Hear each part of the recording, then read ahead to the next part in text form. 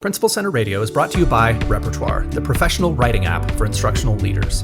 Book a demo or start your free trial today and get the world's most advanced tools for teacher observation and evaluation. Take detailed time-stamped notes for evidence-driven feedback conversations. Reuse your writing with snippets that are automatically saved and suggested as you type. Search your evaluation criteria by keyword and pin them on screen so you can keep them in mind as you observe. Use our pre-built drag-and-drop templates or generate new wording on the fly with artificial intelligence. And Repertoire isn't just for observations. You can use it for any kind of professional writing, from emails to cover letters to recommendation letters. You can even turn your existing writing into a template with one click. Start your free trial or book a demo today at principalcenter.com/repertoire. That's principalcenter.com/repertoire. Welcome to Principal Center Radio, helping you build capacity for instructional leadership. Here's your host, Director of the Principal Center, Dr. Justin Bader. Welcome, everyone, to Principal Center Radio. I'm your host, Justin Bader, and I'm honored to welcome to the program Andrew Knips and Michael Savoy. Andrew has more than a decade of experience teaching students, leading teams, and coaching leaders in Philadelphia's public, alternative, and charter schools. He is an education leadership coach, executive coach, data consultant, and racial literacy trainer. Previously, he was a high school English teacher and school administrator who has presented at conferences such as AERA and NCTE and has published articles on blogs such as Edutopia and Education Post. Michael Savoy has 25 years of educational experience, including teaching mathematics at the middle school, high school, and college levels, working with community organizations on school policy, advocacy, and involvement, and working with K-12 teachers, teacher leaders, and administrators to improve the equitable education experiences and opportunities for all their students. He's the author of several journal articles and book chapters on educational change. And we're here today to talk about their new book, Equity in Data, a framework for what counts in schools. And now, our feature presentation. Michael and Andrew, welcome to Principal Center Radio. Thanks for having us. We're very excited to talk about data because this is one of those topics that's been with us forever, but often our thinking about data changes, our sources of data change, legislation changes, pendulums swing as they always do. Why this book at this time? What did you see happening in the profession that prompted you to write this book, Equity in Data? What I noticed is a overwhelming focus on data and a simultaneous overwhelming focus on equity, and those two things being completely detached. And I wanted to sort of bring those two pieces together because I saw opportunities for equity to be baked into our data practices. I think the book outlines sort of each facet of the school community, from hiring of teachers to professional learning communities to just simply when kids walk in the front door, and how we can implement data practices in that space in a more equity-focused way. Yeah, agreed. I'd say what I've seen over the years is a need to really focus on other pieces of data rather than those assessment scores that get people riled up so much and are so controversial. There are other measures within school that I think are more important and more to the well-being of our students and teachers and everyone within the school community that just don't show up in typical hard data. And so while we're thinking about how people are feeling accepted in schools and a part of that school community, that does not show up in data and that does not show up in how we think about our students and our staff. And so our ability to really think about equity in that data in a different way is something I think was very important at this time. Well, I'm excited to get into that with you a little bit.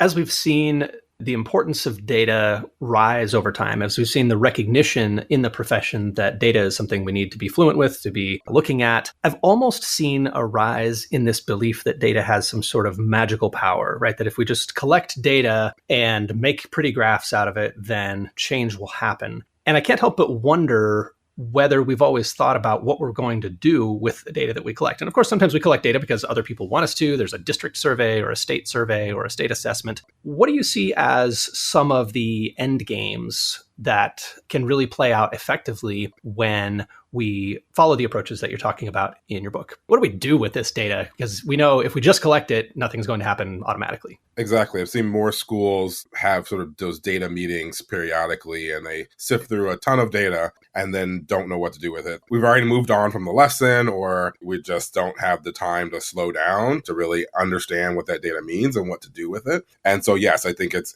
very important for us to think about data in a different way. way to really be able to dig into what's under it. Those numbers are great, but what does that really mean for how a kid is experiencing school? What does that really mean for how teachers are experiencing their jobs and their work with students? And so the ability to see that data in a different way is very important. For me, qualitative data is about a system that I don't understand, right? I think in order to count something, you have to really understand it.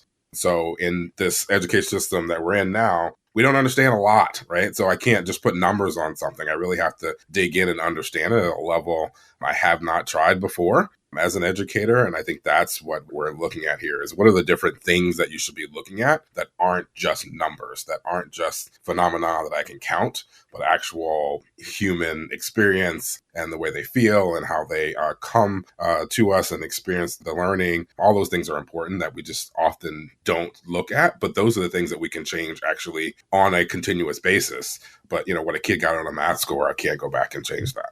Yeah, the obsession with color charts.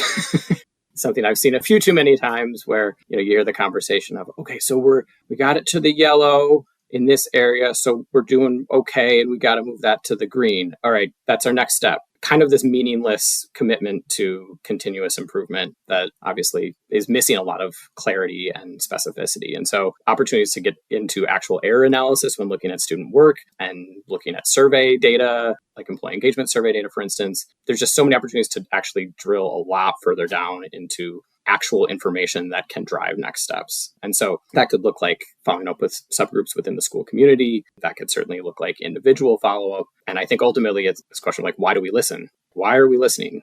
To do something with that, right? Like we're taking in all this information so that we can follow up and provide the support and the responses that folks are looking for. Absolutely. Michael, I wanted to go back to something you said that I think is just critically important, that we can't really measure something or count something that we don't really understand. And sometimes we have these quantitative measures. We have district surveys, state tests, things like that were designed for some purpose that might not be quite the same purpose that we have in mind today. Talk to us about how qualitative and other approaches to understanding the reality that we have can help us ask better questions. And then ultimately, if we need to collect quantitative data, do a more focused job of that. Because I agree completely with what you said there. If we're going to count it, we have to all agree on what the thing looks like. And I don't think anyone in education, if you say, what does student belonging look like? What does someone who's sitting in class really engaging in classroom practice and learning really look like, and be able to then have everyone see the same thing and count the same thing? That happens so often when we do walkthroughs, administrators do walkthroughs, things like that they don't sort of norm on that or think about what biases may come up as they are looking at a certain situation or how kids are engaged.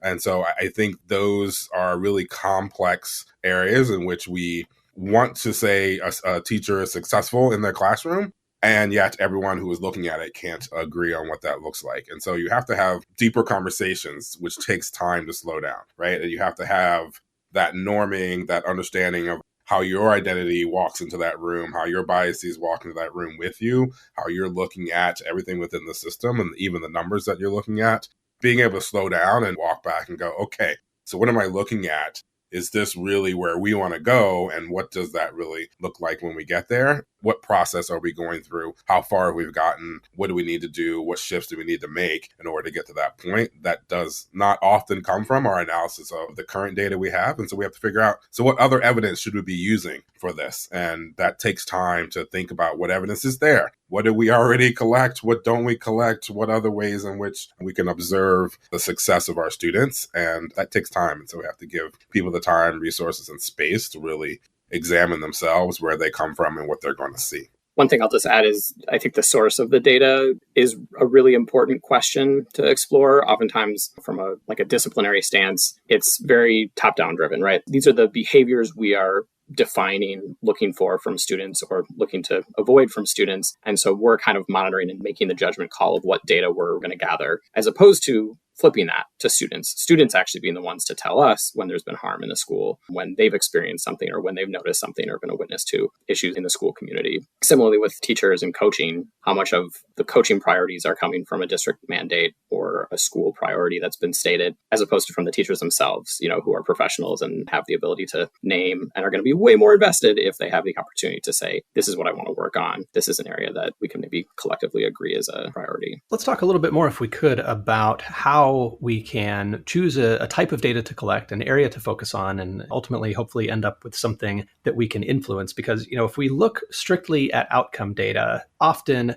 outcome data doesn't tell us a whole lot that we didn't already know. In many cases, we have long-term trends, and we sometimes despair of finding things that we can actually influence. We look at systemic issues, we look at factors that are outside of our control, outside of families' control. And talk to us about some of what schools are doing to find things that are going to have leverage that's actually accessible to them, right? Because, we have all these big picture things we want to see change in our society, but at the end of the day, we've got to focus on things that we can actually move the needle on. So what are schools doing data-wise to find those opportunities? Yeah, one thing that comes up is employee engagement surveys, which can be as complicated or as simple as you want, anywhere from a couple of quick questions of like what's going well, what could be improved.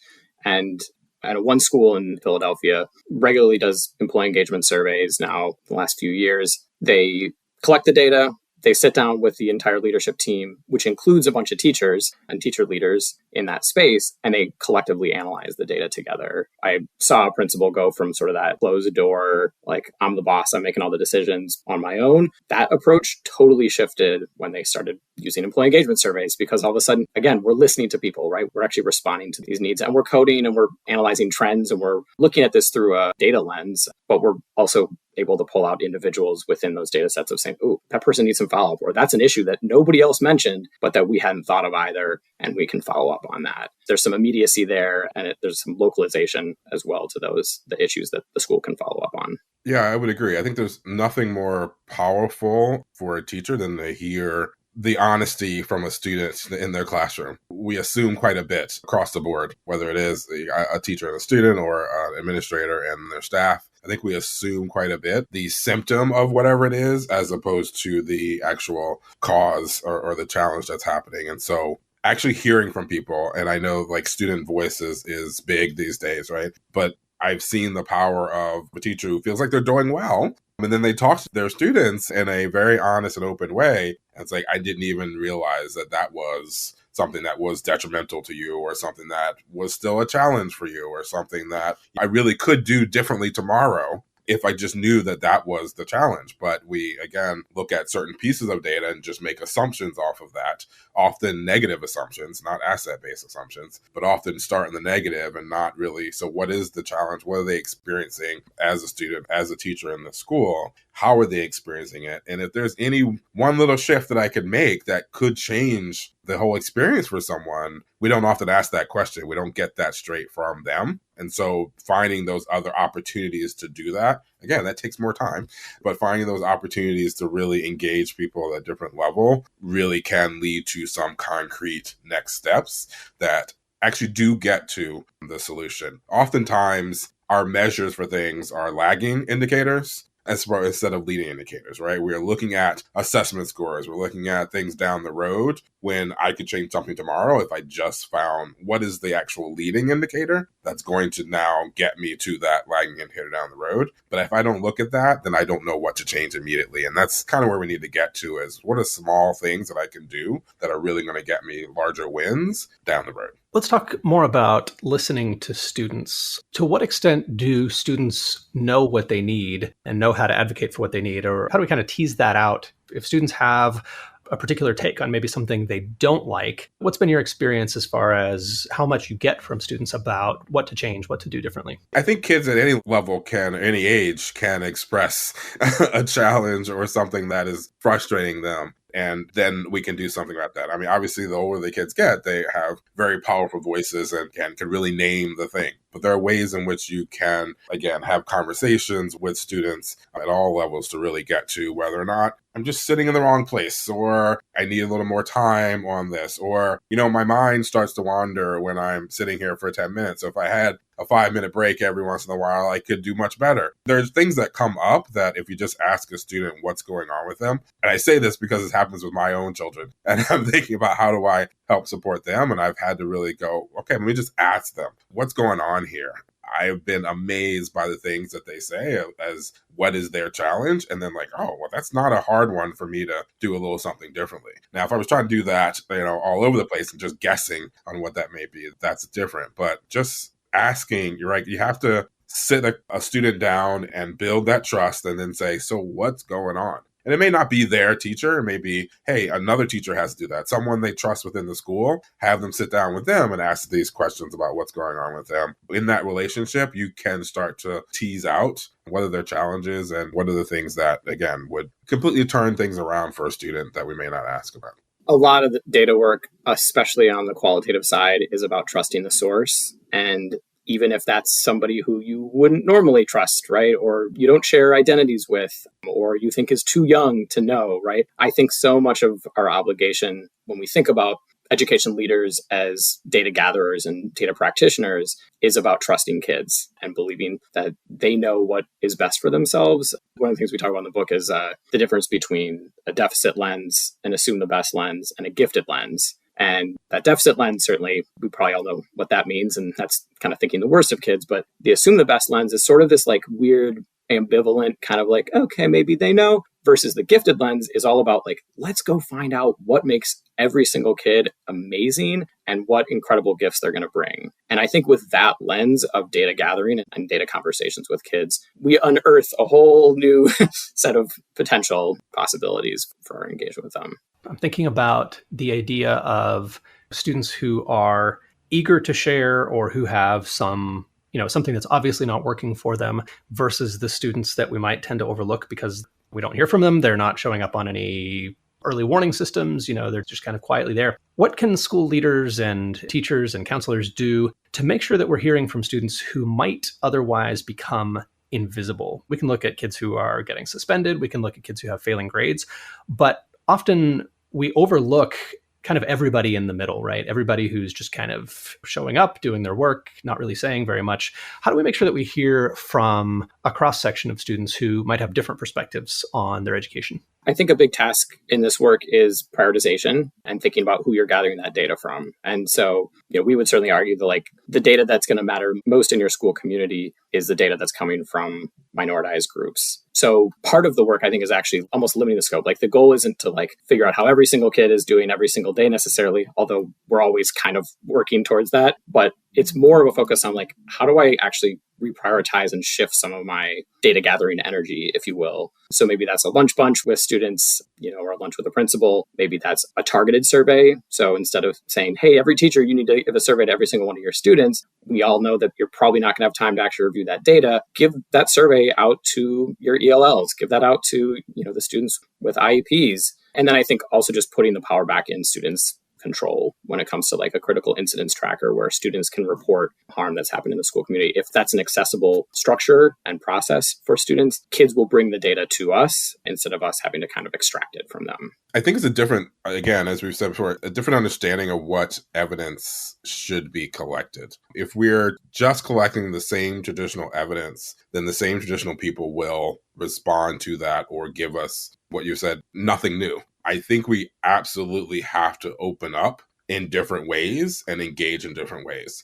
That kid who spends a lot of time in the gym, either the gym teacher or a custodian, may be the one person that they connect with the most. And are we actually engaging all of our staff in understanding all of our kids? And so you have to be looking for those in different places. Are you engaging the cafeteria worker who every day knows what this one quiet kid wants and gives them the apple or what have you? And that's the person that can sit down with them and go, hey, what's going on? How are you doing? How are things with school? If we don't engage all of those individuals in caring for our students and caring for each other in the school system, I think we're missing an opportunity. Those are the sources that we do not tap into. We give a student survey, we have assessments, we have these parent nights, and then why aren't parents showing up? This one parent I can never get a hold of. And we're using traditional ways, right? We haven't gone to their church and said, hey, how are things going? We haven't gone to different spaces that they're in and connected with them in different ways and had other people who, again, traditionally aren't the ones that we say are the ones we want to talk to. There's someone who engages with all of them. And we just have to figure out who they are and be open to finding that person and inviting them into understanding and helping us be a better educational community. We have to define that in a different way. And I think we're very strict with how we define the educational community, and we need to open that up in order to find those other sources of evidence and data that we're looking for. So I want to ask next about the kind of systems that schools can put in place to look at this. So this seems kind of like the type of thing that we could do casually, just as a way to increase our awareness, whether we're administrators, counselors, other education professionals. A lot of this sounds like on the front end, just being open to listening and to noticing where we might need to devote some more attention to listening. On the other end of the spectrum, it sounds like there are systems that we can put in place. There are processes that we can use to be a little bit more intentional and deliberate about collecting this type of evidence. What are schools doing on the more organized end? What systems and protocols are schools putting in place? I would say, one area we talk about is hiring practices and the traditional hiring practices that we have. Do we open the hiring practice up to a team of teachers or, again, community members who bring in different viewpoints, different experiences, different ways of seeing what is important and necessary for the school community? And so putting in a structure in which hiring, you go through, you really think about your own identity and your biases, and you really think about, so what is it that we want to be as a school community? And what does that look like in an educator? And how do we find those, recruit for those in a different way, and select our teachers in a different way so that they are, we hate the word culture fit, but they expand our culture. They add to who we are as a school community in a way that makes us better. That's often not the case, right? We have a checklist of, did you go to X school? Did you get this many credits? Did you take these classes? As opposed to, who are you as a human and how you relate to each other, your colleagues, and how you relate to students. So that's one way of doing that. On the other end, we have evaluation systems that are very punitive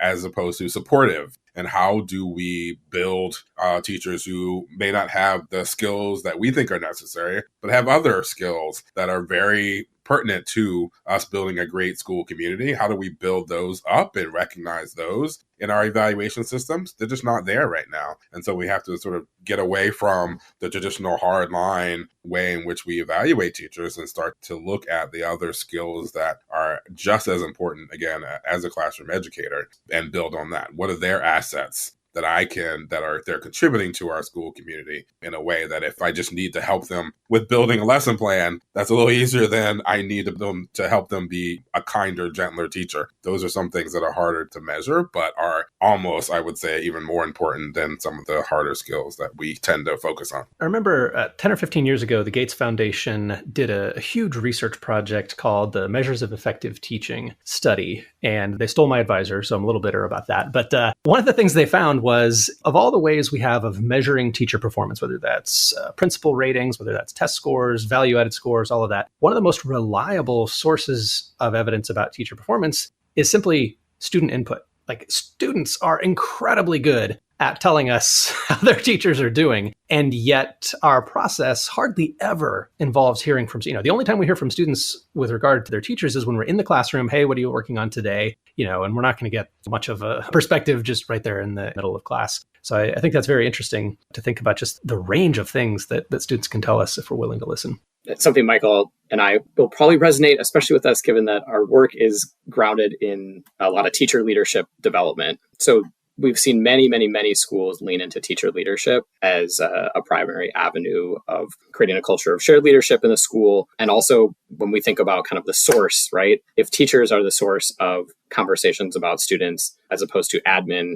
kind of facilitating or kind of setting the conditions for teachers to be doing that work, it has more of a ground up feel. So thinking about what happens when you put teachers on your hiring committee, when teachers are joining on instructional rounds and classroom visits, when teachers are on the leadership team, when teachers are facilitating PLCs, all of a sudden you're blurring a bit of those lines of hierarchy in the organization. Right now, our education system is really over-evaluating and overemphasizing evaluation when we're really struggling to get teachers to stay and to come to the profession. And so we have like a pretty simple little math equation that we throw in there, which is just the pool of applicants that you have minus teacher attrition equals your intensity of evaluation. And so if you are struggling to get folks to come work in your school, and you're also losing a bunch of teachers. Why are you evaluating teachers so closely? And I hate to put it that way, right? Because we want to have high expectations for the adults that are serving our kids. And at the same time, we know what turnover mid-year, what kind of an impact that can have.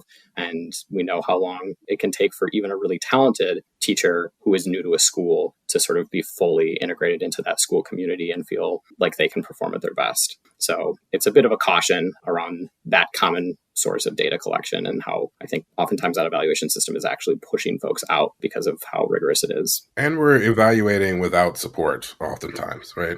I think a recent study came out from Brown and Harvard that said that one of the biggest factors for teacher success is coaching. Do they have the actual ability to grow against their evaluation, right? A lot of times evaluations are used to push people out. We don't have that luxury anymore in the education system to push many people out, right? We do need to really focus on the development and the learning of our educators in many spaces in many different ways, right? Including teacher leadership, including learning from each other, have the opportunity to engage in learning with and from each other as the basis of your evaluation system, not the other way around, right? Like, it should not be punished, right? Learning should not be the punishment for an evaluation. The evaluation should help you understand what it is you need to learn and do better with. And that's the way we look at it. That's how we look at all that data, right? It should not be as summative as we make a lot of data pieces out to be. That is an opportunity to understand where gaps are, where challenges are, and how to do better. From students to our faculty to administrators. That's how we want to see data is what are the opportunities coming from the data?